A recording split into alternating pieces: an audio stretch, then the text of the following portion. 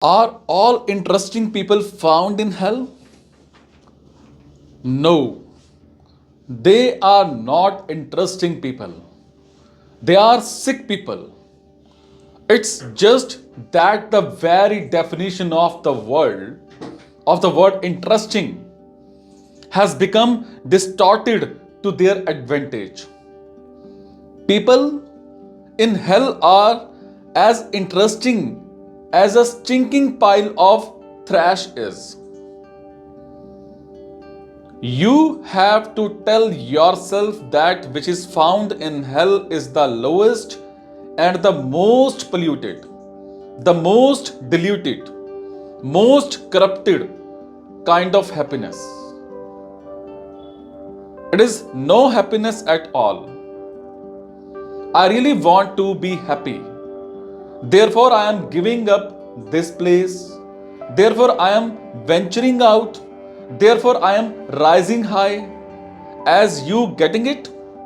Are you getting it? So, those on the spiritual path must take special care to be happy. As we said, the spiritual seeker must reclaim happiness. Otherwise, you are letting happiness go to the dogs literally. You are allowing such people to monopolize and misuse the word happy as have no right to be happy. Do they have a right to be happy? No. But they are the ones who are always found happy. Heaven is a very happy, correcting himself. Hell is a very happy place. See, I hate to correct myself. Heaven should be a happy place. Instead, all the happy ones are found in. Then somebody asked me, hell? Then I said, all hours in hell are happy hours. And heaven in such a dry place. Why have we allowed that? All the people who are laughing and giggling, they're also found in hell. Somebody said, all the interesting people are found in hell. No, they are not interesting people. They are sick people. It's just that the very definition of the word interesting has become distorted to their advantage. People in hell are as interesting as a stinking pile of trash is. It is indeed interesting to whom? To crows, to dogs, to various kinds of bacteria and such things. They find it very interesting. Are you a crow to accept that definition? Why must you accept that definition? Therefore, it is important to reclaim these words: interesting, happy, smart. Why must you call all the nonsensical beefcakes as smart? I have never heard somebody calling a Buddha or a Mahavira as smart. Why not? Why have you abandoned all the interesting words to the creatures of hell? Why? By doing that, you have raised trouble for yourself. We have come to a point where if you find a spiritual person really pleased and radiant and actually happy, then you start doubting whether he is really spiritual. Because the only ones who have a right to be happy are. Then somebody asked me, the hell people? Then I said, the people of hell. You say, you are spiritual.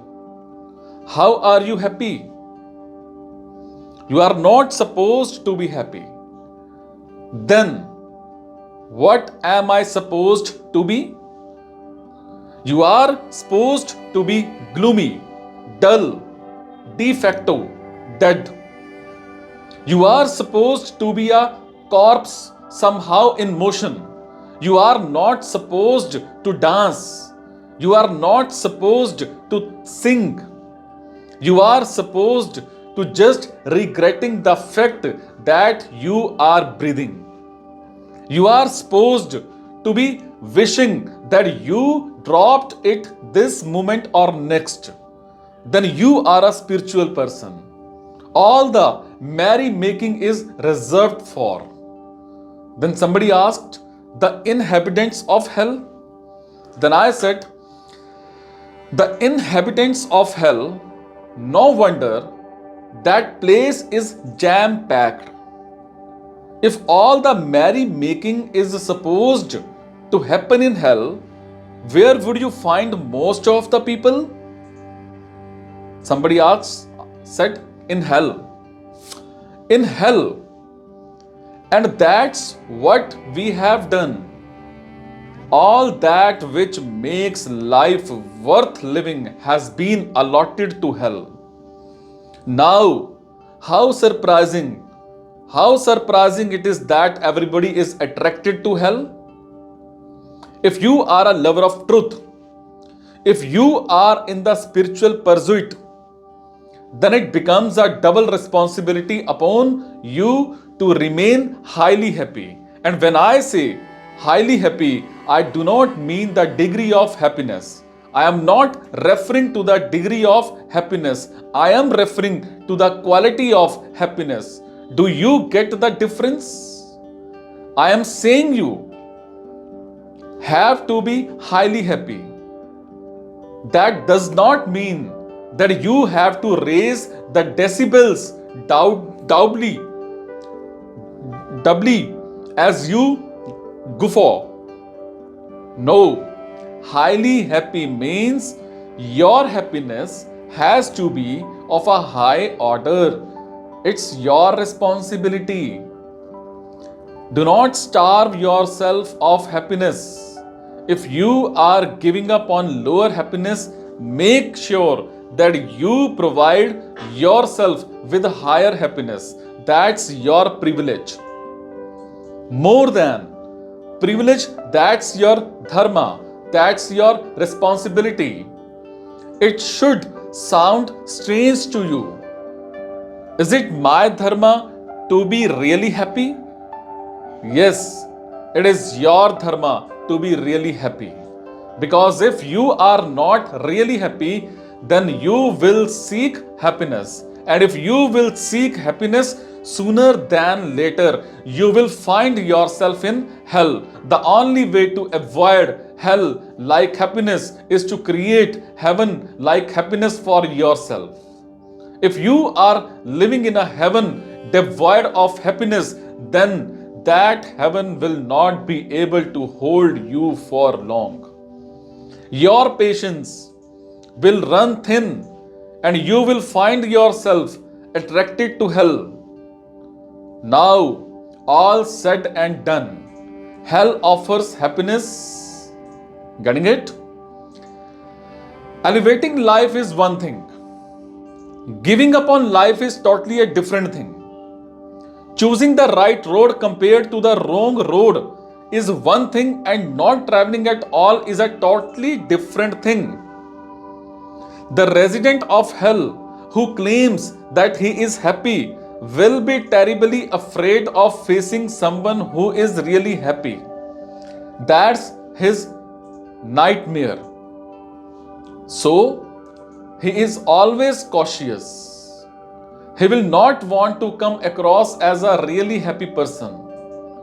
Therefore, he will be very choosy and very selective due to fear in terms of the ones he speaks to, the ones he chooses to make claims in front of.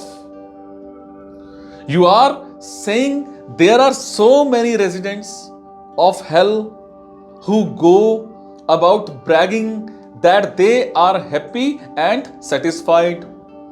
They cannot make these claims in front of everybody. They make claims in front of only those who would not dispute or disprove these claims. Are you getting it? So, if they are able to successfully make these claims in front of you, then it merely means that right now you are not in a place where your very being or presence or voice reflects back to them their miserable state of existence. They think that you are a soiled mirror. Standing in front of a soiled mirror, you can deceive yourself. Can you not? Once they know that you reflect honestly and accurately, they will be very afraid of making dishonest claims in front of you. The fact that they avoid reality, the fact that they avoid truth and spirituality itself demonstrates that they are afraid. Are they not?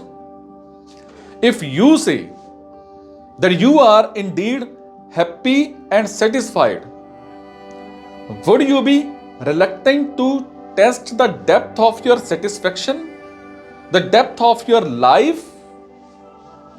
No, but you would see that these people are very, very reluctant. They are reluctant because they know they will be exposed. Getting it?